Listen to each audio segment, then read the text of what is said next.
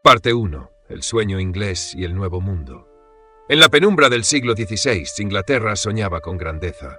Las cortes de Londres vibraban con historias de un continente lejano, un nuevo mundo lleno de promesas, tierras vírgenes, riquezas sin fin y la oportunidad de eclipsar a los imperios rivales de España y Portugal. Era 1587 y Sir Walter Raleigh, un caballero astuto y favorito de la reina Isabel Premso, había puesto sus ojos en un rincón remoto de América, la isla de Roanoke, frente a lo que hoy conocemos como Carolina del Norte.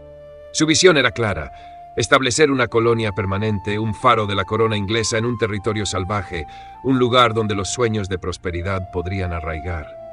Pero en aquellos días, cruzar el Atlántico no era solo una aventura, era un desafío a la muerte misma. Imagina el ambiente en los muelles de Plymouth.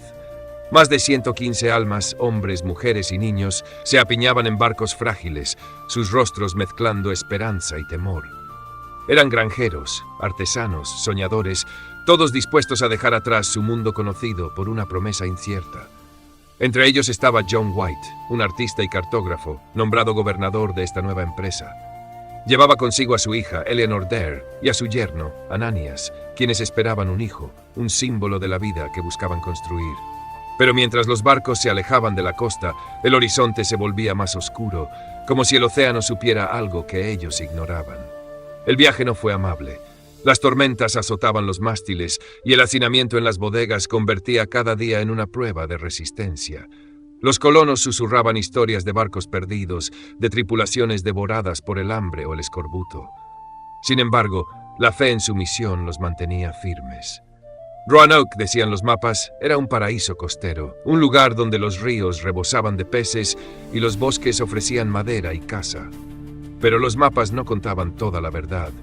Nadie mencionaba las tribus nativas que observaban desde la espesura, ni los inviernos crueles que podían convertir la esperanza en desesperación. Cuando los barcos finalmente avistaron la isla, el alivio fue palpable.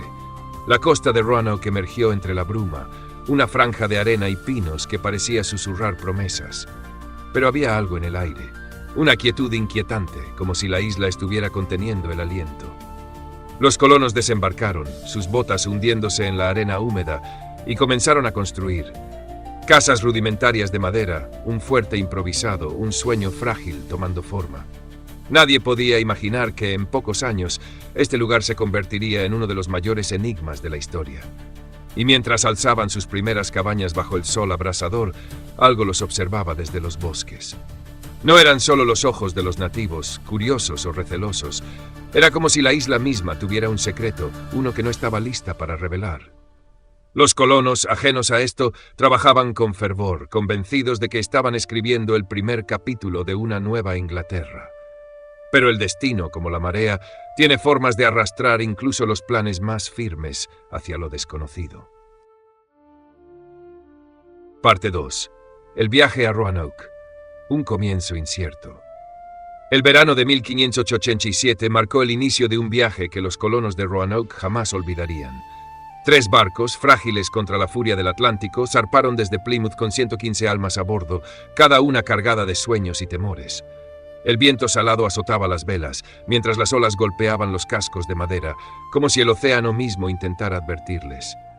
En las cubiertas, hombres como John White, el gobernador designado, observaban el horizonte, sus mapas arrugados por la humedad. Entre los pasajeros estaban su hija, Eleanor Dare, embarazada, y su esposo Ananias, un albañil con la esperanza de construir un hogar en tierras lejanas.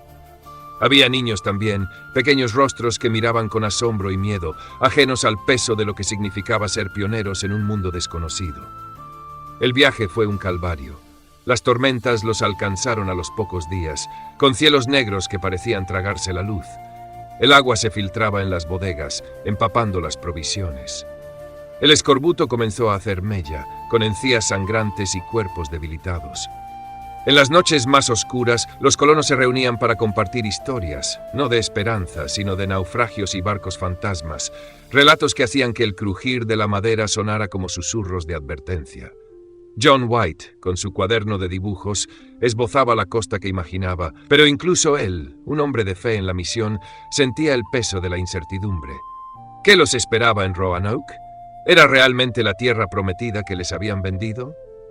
Tras semanas de travesía, la isla apareció en el horizonte como un espejismo. La costa de Roanoke, bordeada por dunas y pinos retorcidos, parecía un refugio. Pero al acercarse, los marineros notaron algo extraño: el silencio. No había cantos de pájaros, solo el murmullo del viento entre los árboles. Los colonos desembarcaron, sus botas hundidas en la arena, y comenzaron a explorar. Encontraron restos de un asentamiento anterior, uno abandonado años antes por otros ingleses, con cabañas derrumbadas y herramientas oxidadas. Aquello no era un buen augurio, pero la necesidad los empujó a actuar. Había que construir, y rápido, antes de que el verano diera paso al otoño. Los primeros encuentros con los nativos fueron tensos. La tribu Secotán, que habitaba la región, los observó desde la distancia, sus figuras apenas visibles entre los árboles. Algunos colonos, como el joven carpintero Thomas, juraban haber visto sombras moviéndose en la noche, demasiado rápidas para ser humanas. John White negoció con cautela, intercambiando baratijas por maíz y pescado, pero las miradas de los nativos no eran de bienvenida. Había historias de un ataque previo, de ingleses asesinados por tribus menos amistosas. Los colonos lo sabían, y cada crujido en el bosque los ponía en alerta. Mientras alzaban las primeras casas, el calor sofocante y los mosquitos hacían la vida insoportable. Eleanor Dare, con su embarazo avanzado, trabajaba junto a las mujeres, tejiendo redes y preparando alimentos. Pero incluso ella, con su espíritu fuerte, sentía algo inquietante en la isla. Los árboles parecían susurrar en la noche, y los sueños de los colonos se llenaban de imágenes extrañas, figuras difusas, voces que no podían descifrar. Nadie hablaba de ello en voz alta, pero todos lo sentían. Roanoke no era solo una isla, era un lugar que guardaba algo que los observaba mientras clavaban sus estacas en la tierra. Parte 3. La fundación de la colonia. Esperanza en tierra salvaje. La isla de Roanoke, en el verano de 1587, era un lienzo de promesas y peligros. Los colonos, agotados tras semanas en el mar, se enfrentaron a una tierra que parecía a la vez acogedora y hostil. La costa, con sus dunas plateadas y bosques de pinos torcidos, ofrecía madera y caza, pero también un silencio inquietante que se cernía sobre ellos. Bajo el liderazgo de John White, los 115 hombres, mujeres y niños comenzaron a construir su nuevo hogar. Las hachas resonaban contra los troncos y el olor a resina llenaba el aire mientras las primeras cabañas tomaban forma. Pero cada clavo hundido en la madera parecía perturbar algo en la isla, como si estuvieran invadiendo un lugar que no les pertenecía. El fuerte, una palizada improvisada, se levantó en el centro del asentamiento. Era una barrera frágil contra lo desconocido, más un símbolo de esperanza que una verdadera defensa. Los colonos trabajaban sin descanso, los hombres talaban árboles, las mujeres cocinaban con lo poco que tenían, y los niños correteaban ajenos a las miradas ansiosas de sus padres. Eleanor Dare, con su embarazo avanzado, se convirtió en un faro de fortaleza, organizando a las mujeres para almacenar provisiones. Su hija Virginia nacería pronto, la primera inglesa en el Nuevo Mundo, un signo de que la vida podía florecer allí. Pero incluso ella, en las noches más calurosas, miraba hacia el bosque con un nudo en el estómago. Las interacciones con los nativos eran un baile delicado. La tribu Secotán, que controlaba la región, los observaba con cautela.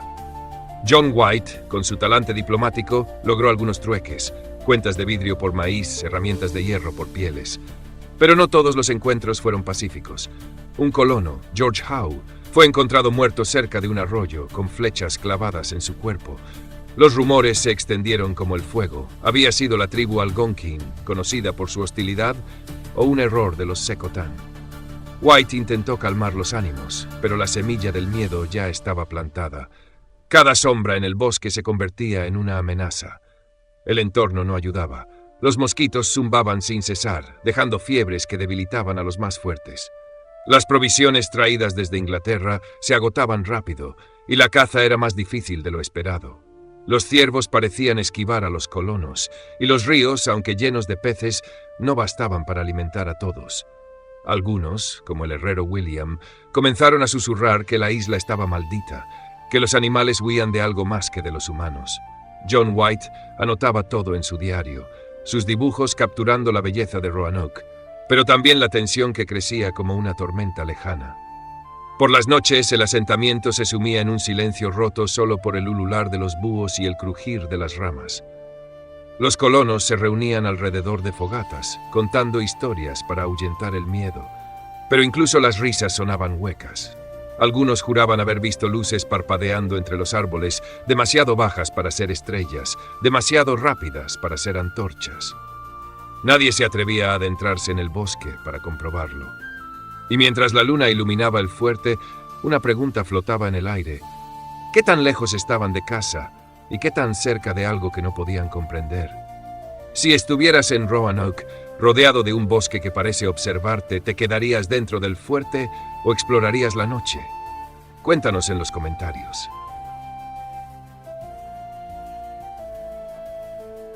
Parte 4. Tensiones crecientes. Supervivencia al límite. El otoño de 1587 trajo un cambio en el aire de Roanoke. Los días cálidos dieron paso a vientos fríos que serpenteaban entre los pinos, como si la isla misma estuviera respirando. Dentro del fuerte, los colonos luchaban por mantener viva la chispa de la esperanza, pero la realidad se volvía cada vez más implacable. Las provisiones traídas desde Inglaterra se reducían a puñados de harina mohosa y pescado seco.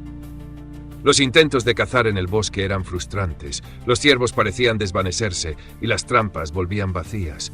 El hambre comenzaba a dibujar sombras en los rostros de los 115 hombres, mujeres y niños, y con ella crecía algo más oscuro, el miedo.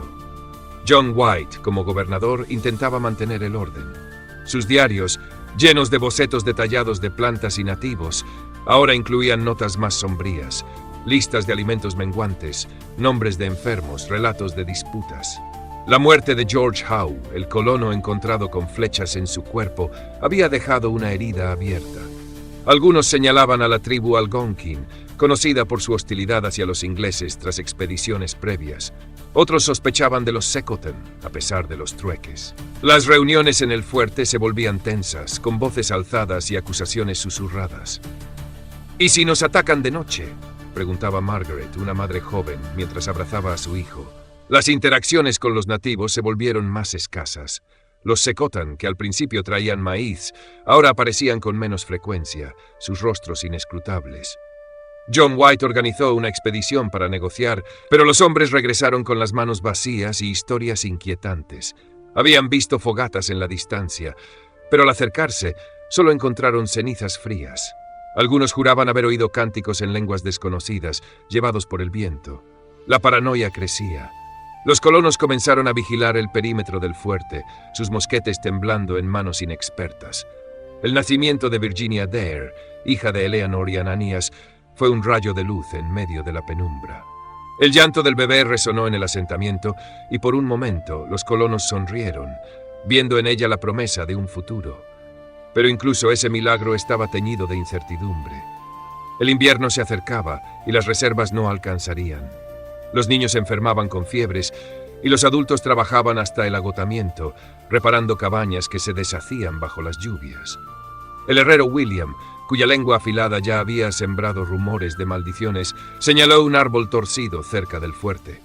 «Parece una garra», dijo, su voz baja. Nadie respondió, pero todos lo miraron. Por las noches el bosque parecía cobrar vida. Los colonos escuchaban ruidos, pasos que se detenían justo antes de ser vistos, ramas que se rompían sin motivo. Una niña, Agnes, juró haber visto una figura entre los árboles, alta y delgada, con ojos que brillaban como brasas. Los adultos la callaron, diciendo que era solo un sueño, pero sus palabras se quedaron en el aire. John White, en su diario, escribió una línea que nunca compartió. «Algo en esta isla nos observa, y no sé si es hombre o naturaleza». La colonia estaba al borde del colapso, y la única esperanza descansaba en un plan desesperado. Alguien debía volver a Inglaterra por ayuda. Parte 5. La partida de John White. Una promesa frágil. El invierno de 1587 se cernía sobre Roanoke como una sombra implacable. El fuerte, con sus cabañas de madera desnuda y su empalizada endeble, apenas resistía los vientos que rugían desde el Atlántico. Los colonos, con los rostros demacrados por el hambre y el cansancio, miraban a John White con una mezcla de súplica y desesperación. Las provisiones eran ya un recuerdo. El maíz obtenido de los Secotan se había agotado, y los intentos de pesca en los ríos helados eran inútiles. La muerte de George Howe seguía pesando, y cada crujido en el bosque hacía que los centinelas apretaran sus mosquetes. En medio de esta fragilidad, White tomó una decisión que cambiaría el destino de la colonia. Regresaría a Inglaterra por suministros. No fue una elección fácil. White sabía que dejar la colonia era arriesgarlo todo. Su hija, Eleanor, y su nieta recién nacida, Virginia, estaban allí junto a Ananias, su yerno, y los demás colonos que dependían de él. Pero el hambre no dejaba opciones. Sin comida ni herramientas, Roanoke no sobreviviría el invierno. En una reunión tensa, con el aire cargado de humo de las fogatas, White explicó su plan. «Volveré con barcos llenos de provisiones», prometió, su voz firme pero quebrada. Los colonos asintieron, aunque en sus ojos había duda. ¿Y si no regresaba? ¿Y si la isla los reclamaba antes? El día de la partida, el cielo estaba gris, cubierto de nubes que parecían aplastar la isla. Los colonos se reunieron en la orilla, viendo cómo White y un puñado de marineros subían a un bote rumbo al único barco que aún flotaba. Eleanor abrazó a su padre, sus manos temblando. «No nos olvides», susurró. White asintió, incapaz de mirarla a los ojos. Mientras el bote se alejaba, los colonos permanecieron en la playa, sus figuras empequeñecidas contra el vasto horizonte. El silencio era abrumador, roto solo por el llanto de Virginia, que resonaba como un eco de lo que dejaban atrás. White llevaba consigo los diarios de la colonia, sus dibujos de la isla y las promesas de un regreso rápido. Pero en su corazón una inquietud crecía. Había visto cosas en Roanoke que no podía explicar. Luces en el bosque, susurros en la noche, la sensación constante de ser observado. En su última noche, un colono, Thomas, le había confesado haber encontrado un círculo de piedras en el bosque, cubierto de musgo y marcas extrañas. «No es de los nativos», murmuró. White lo descartó como superstición, pero la imagen lo perseguía mientras el barco se perdía en la niebla. La colonia quedó sola, 115 almas enfrentando un invierno cruel en una tierra que parecía rechazarlas. Sin White, la autoridad recayó en Ananias Dare y otros hombres, pero la unidad comenzaba a fracturarse. Algunos hablaban de buscar ayuda en la isla de Croatoan, hogar de una tribu amiga, los Croatoan, que habían mostrado hospitalidad. Otros, más temerosos, insistían en quedarse dentro del fuerte, convencidos de que el bosque escondía algo peor que el hambre. Mientras el barco de White desaparecía en el horizonte, los colonos miraron hacia los árboles. El viento traía un sonido extraño, no del todo humano, y la isla parecía cerrar sus fauces a su alrededor. Parte 6. 3 años de silencio, la guerra y el olvido. Con la partida de John White en el otoño de 1587, la colonia de Roanoke quedó atrapada en un vacío inquietante. El barco que lo llevaba a Inglaterra se desvaneció en el horizonte, dejando a los 115 colonos enfrentando un invierno que prometía ser implacable. Pero mientras los colonos miraban el mar esperando un regreso que no sabían si llegaría, en el otro lado del Atlántico, el mundo se torcía en contra de White. La guerra anglo-española, una tormenta de pólvora y ambición, había estallado y los mares se convirtieron en un campo de batalla. Inglaterra necesitaba cada barco para enfrentar la armada invencible, y la misión de un pequeño asentamiento en una isla remota quedó sepultada bajo el peso de la supervivencia nacional. En Roanoke, el tiempo se volvió un enemigo tan cruel como el hambre. Sin White, la colonia dependía de Ananias Dare y un consejo improvisado de colonos. Las cabañas apenas resistentes al viento crujían bajo las primeras nevadas. El maíz se agotó, y los intentos de cazar en el bosque eran cada vez más desesperados. Los colonos, debilitados, comenzaron a dividirse. Algunos, como el carpintero Thomas, abogaban por buscar ayuda en la isla de Croatoan, hogar de una tribu que había mostrado amabilidad. Otros, temerosos de los nativos y de las historias de ataques, preferían atrincherarse en el fuerte, confiando en que White regresaría pronto. Pero las semanas se convirtieron en meses, y el horizonte permanecía vacío. El bosque alrededor de la colonia parecía volverse más denso, más opresivo. Los colonos contaban historias de ruidos extraños, no solo el aullido de los lobos, sino algo más, un murmullo que parecía venir de la tierra misma. Una noche, una mujer llamada Joan afirmó haber visto luces moviéndose entre los árboles, como antorchas que se apagaban al acercarse.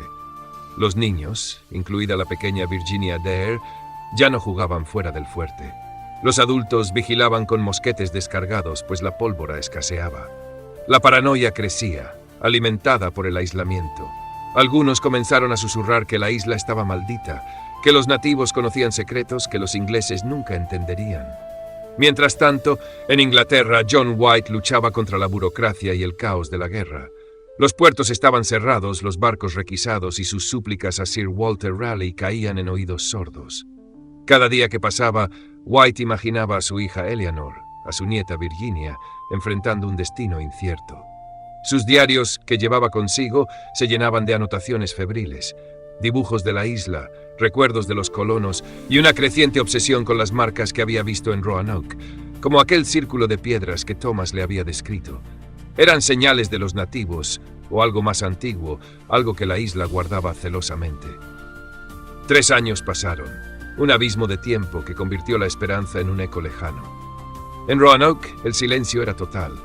No había cartas, no había mensajeros, solo el viento que rugía entre los pinos. Los colonos, si aún vivían, estaban solos, enfrentando no solo el hambre y el frío, sino algo más profundo, algo que parecía emanar de la isla misma. Habían encontrado refugio con los Croatoan, habían sido atacados por tribus hostiles, o la isla, con su silencio impenetrable, los había reclamado. Imagina estar en ese fuerte, con el bosque cerrándose a tu alrededor y ningún signo de rescate. ¿Qué harías? Déjanos tus pensamientos en los comentarios. Parte 7. El regreso, la isla vacía y el enigma. En el verano de 1590, tras 3 largos años de ausencia, John White finalmente divisó la costa de Roanoke. El barco que lo llevaba, zarandeado por tormentas y demoras, se acercó a la isla bajo un cielo plomizo. White, con el corazón acelerado, escudriñaba la orilla desde la cubierta, buscando señales de vida. Humo de chimeneas, el brillo de una fogata, el movimiento de figuras humanas. Pero lo que encontró fue un silencio que cortaba como un cuchillo. La isla parecía desierta, envuelta en una quietud que no era natural. Los marineros, curtidos por años en el mar, intercambiaban miradas inquietas. Algo en Roanoke no estaba bien. Cuando el bote tocó la arena, White fue el primero en bajar. Sus botas se hundieron en la playa y el crujir de las conchas bajo sus pies era el único sonido. El fuerte, que había dejado con cabañas rudimentarias y una empalizada frágil, estaba intacto pero vacío. Las puertas colgaban de sus bisagras, las cabañas estaban cubiertas de musgo y las herramientas yacían abandonadas, oxidadas por la humedad. No había cuerpos, ni sangre, ni señales de lucha. Era como si los 115 colonos, incluida su hija Eleanor y su nieta Virginia, se hubieran desvanecido en el aire. White, con la garganta apretada, llamó sus nombres, pero solo el eco le respondió. Entonces lo vio. En un poste de la empalizada, la palabra Croatoan estaba tallada con letras profundas, como si alguien hubiera querido asegurarse de que no pasara desapercibida. Más adelante, en un árbol cercano, las letras Crow se recortaban contra la corteza, incompletas, como si el autor hubiera sido interrumpido. White sintió un escalofrío. Los Croatoan, una tribu amiga que vivía en la isla de Hatteras, a unas millas al sur, habían sido aliados de los colonos. ¿Era esto una señal de que se habían trasladado allí, o un mensaje dejado bajo coacción? La falta de respuestas era más aterradora que cualquier escena de violencia. Los marineros exploraron los alrededores, pero no encontraron nada. Ni tumbas, ni restos de hogueras recientes, ni huellas. El bosque, denso y oscuro, parecía tragarse cualquier pista. Uno de los hombres, un marinero llamado Edward, señaló un claro donde la hierba estaba aplastada en un círculo perfecto. No había marcas de pisadas ni ramas rotas, solo esa forma extraña, como si algo pesado hubiera descansado allí. White, recordando las historias de los colonos sobre luces y figuras en el bosque, sintió un peso en el pecho. Sus diarios, que aún llevaba consigo, no podían capturar la opresión de aquel lugar, como si la isla misma estuviera observándolo. El clima no dio tregua. Una tormenta se desató esa noche, obligando a White y su tripulación a abandonar la búsqueda y regresar al barco. Mientras se alejaban, White miró hacia la isla, ahora apenas visible en la niebla. La palabra Croatoan se grabó en su mente, un enigma que lo perseguiría el resto de su vida. ¿Qué había pasado con los colonos? ¿Habían encontrado refugio o habían sido arrastrados por algo que ni siquiera él podía imaginar? La isla guardaba su secreto, y el silencio era su única respuesta. Parte 8. Teorías históricas. Integración con los Croatoan. La palabra Croatoan, tallada en un poste en la isla desierta de Roanoke, era la única pista que John White encontró en 1590. Para él esas letras no eran solo un mensaje, sino una chispa de esperanza en medio de la desolación. Los Croatoan, una tribu nativa que habitaba la isla de Hatteras, a unas pocas millas al sur, habían mostrado amabilidad hacia los colonos antes de su partida. Y si los 115 hombres, mujeres y niños, incluida su hija Eleanor y su nieta Virginia, habían buscado refugio con ellos. Esta teoría, una de las más plausibles según los registros históricos, ha sido debatida durante siglos, pero la verdad sigue envuelta en sombras. Los documentos de la época sugieren que los Croatoan eran aliados de los ingleses. John White había negociado con ellos, intercambiando bienes por alimentos, y sus diarios describen encuentros pacíficos. La inscripción Croatoan parecía una señal clara. Los colonos, enfrentando hambre y amenazas, podrían haber decidido abandonar el fuerte y unirse a la tribu para sobrevivir.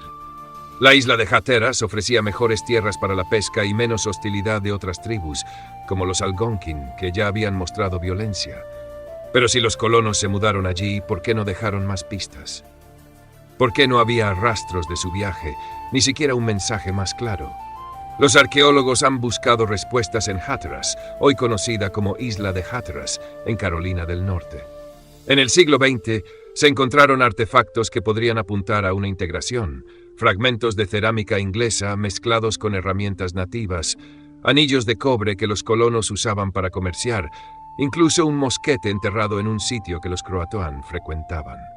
Algunos relatos orales de los nativos Lumumbi, descendientes de las tribus de la región, hablan de antepasados con ojos claros y barbas, un indicio de mezcla con europeos. Pero nada es concluyente. No hay tumbas marcadas ni documentos nativos que confirmen la llegada de los colonos. La evidencia es un rompecabezas incompleto. Sin embargo, la idea de una integración pacífica tiene grietas. Mover a 115 personas, incluyendo niños y ancianos, a través de un terreno pantanoso y aguas traicioneras habría sido una hazaña. Los colonos no tenían barcos suficientes, y el trayecto a Hatteras, aunque cercano, era arriesgado sin guías expertos. Además, las tensiones con otras tribus, como los Powhatan, podrían haber complicado el viaje. ¿Y si los colonos intentaron llegar a Hatteras, pero algo los detuvo? ¿Y si Croatoan no era una señal de esperanza, sino un grito de auxilio, tallado bajo la amenaza de un enemigo invisible? El bosque de Roanoke, silencioso y vigilante, parecía guardar la respuesta.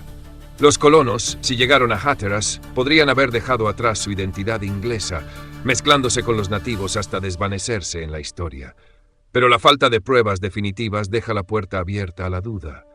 ¿Encontraron refugio o fueron absorbidos por algo más grande, algo que la isla no quería revelar? Imagina estar en ese fuerte, con el hambre apretando y el bosque susurrando. ¿Confiarías en los Croatoan y abandonarías todo, o te aferrarías al fuerte, esperando un rescate que quizás nunca llegue? Cuéntanos qué harías en los comentarios.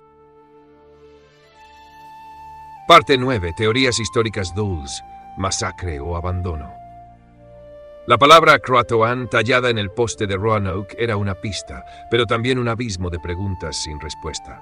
Mientras la teoría de la integración con los Croatoan ofrecía un destello de esperanza, otras explicaciones pintaban un cuadro mucho más sombrío. En 1590, cuando John White encontró la colonia desierta, la ausencia de cuerpos, sangre o señales de lucha descartaba una batalla evidente.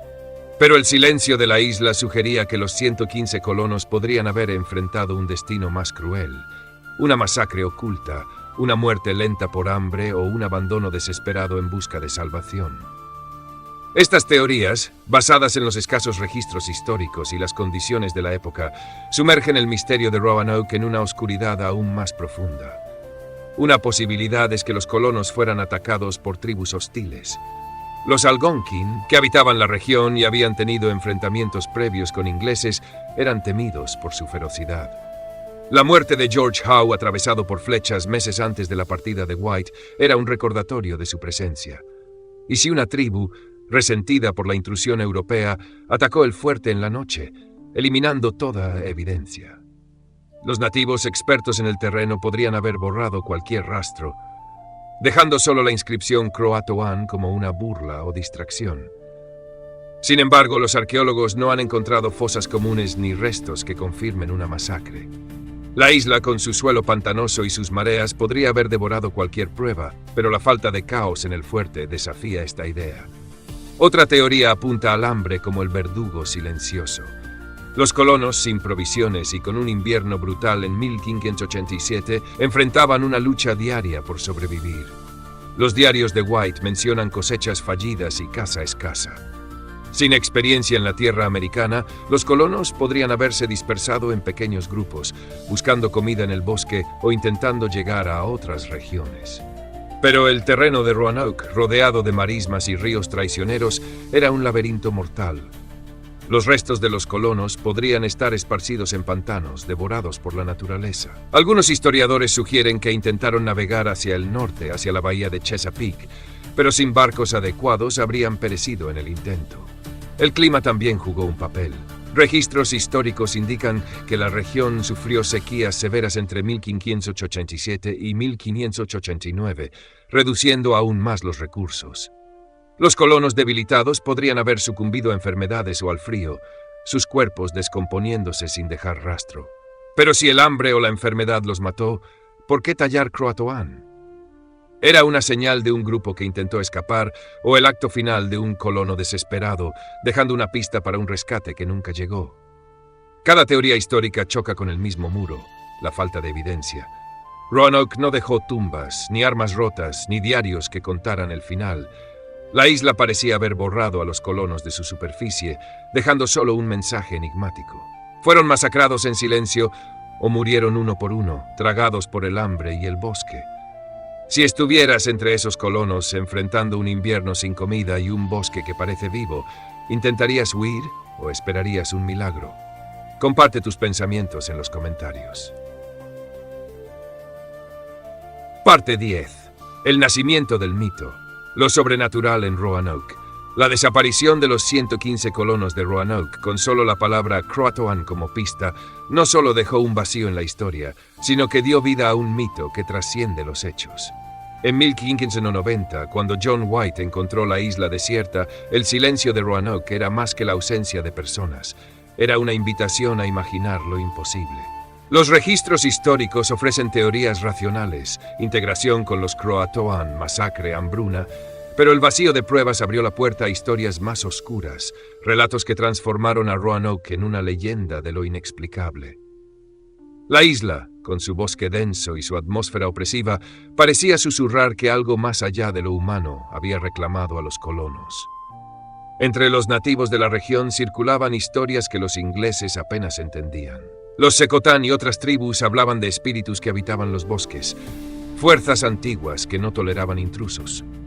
Algunos colonos, antes de la partida de White, habían relatado encuentros extraños, luces que flotaban entre los árboles, susurros que parecían venir de la tierra, círculos de piedras que nadie recordaba haber visto antes.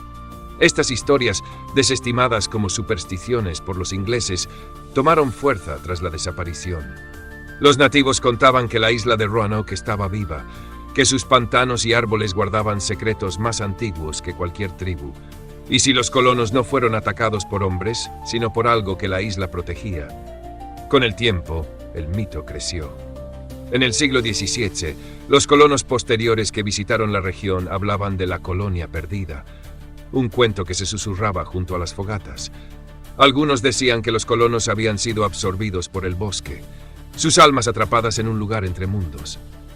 Otros, influenciados por las creencias de la época, sugerían pactos con fuerzas oscuras, un precio pagado por invadir una tierra sagrada. En el siglo XIX, exploradores reportaron fenómenos extraños en Roanoke, brújulas que giraban sin sentido, sombras que se movían sin fuente. Incluso hoy, los lugareños de Carolina del Norte evitan ciertas partes de la isla al anochecer, diciendo que el aire se vuelve pesado, como si alguien observara. Las teorías modernas han añadido capas al mito. Algunos especulan sobre eventos naturales catastróficos, huracanes o inundaciones que barrieron a los colonos, dejando solo Croatoan como un grito final. Otros, más audaces, hablan de fenómenos paranormales, portales, abducciones o incluso el tiempo mismo torciéndose en la isla. La ciencia no respalda estas ideas, pero el silencio de Roanoke las alimenta. La inscripción Crow en el árbol, incompleta, sugiere una historia interrumpida, como si algo o alguien hubiera detenido al autor. ¿Qué fuerza podría hacer que 115 personas desaparecieran sin dejar rastro? El horror de Roanoke no está en la sangre ni en los cuerpos, sino en lo desconocido. La isla, con su quietud y sus secretos, se convirtió en un lienzo para el miedo humano. Cada susurro del viento, cada sombra en el bosque, parecía contar una historia que nadie podía descifrar.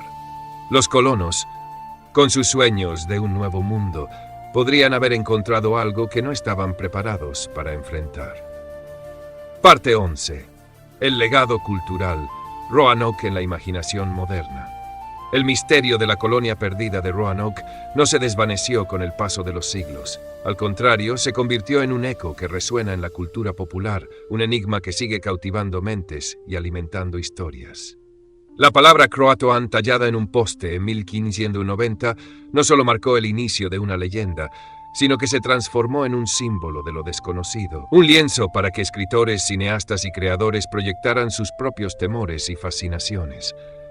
Desde los oscuros relatos del siglo XIX hasta las pantallas modernas, Roanoke ha trascendido su origen histórico para convertirse en un pilar del horror psicológico y el misterio sin resolver. En el siglo XIX, cuando las fronteras de América aún se exploraban, la historia de Roanoke se coló en la literatura. Edgar Allan Poe, maestro del misterio, encontró inspiración en su atmósfera inquietante. Sus cuentos, llenos de desapariciones y paisajes opresivos, parecen reflejar el silencio de la isla.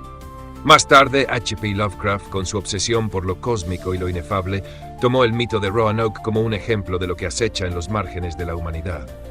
En sus historias, el bosque no es solo un lugar, sino una puerta a algo más grande, algo que los colonos podrían haber encontrado sin querer. La idea de una fuerza antigua escondida en la tierra americana resonaba con la inscripción Croatoan y su promesa de respuestas que nunca llegaron.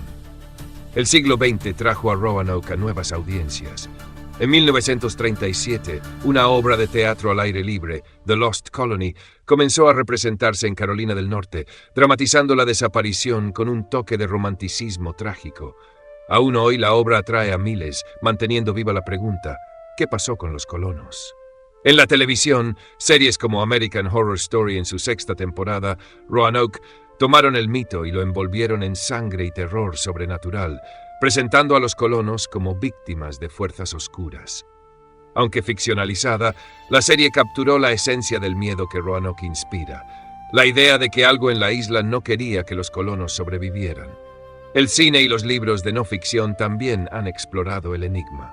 Documentales como The Lost Colony of Roanoke, New Evidence, han analizado hallazgos arqueológicos, mientras que novelas de misterio usan Croatoan como un código para intrigas modernas. Incluso en videojuegos y podcasts, la historia de Roanoke aparece como un rompecabezas eterno, un recordatorio de que algunas preguntas no tienen respuesta. La fascinación radica en su ambigüedad. No hay héroes ni villanos, solo un silencio que invita a imaginar. Roanoke no es solo una historia de desaparición, es un espejo de nuestros propios miedos. Representa el choque entre la ambición humana y lo desconocido, entre la civilización y la naturaleza indomable. En cada relato, en cada pantalla, la isla sigue susurrando, como si aún guardara a los colonos en sus entrañas. Su legado no está en las pruebas, sino en las preguntas que nos obliga a hacernos, en la necesidad de encontrar sentido donde solo hay vacío. Parte 12. Cierre y reflexión. El silencio eterno de Croatoan.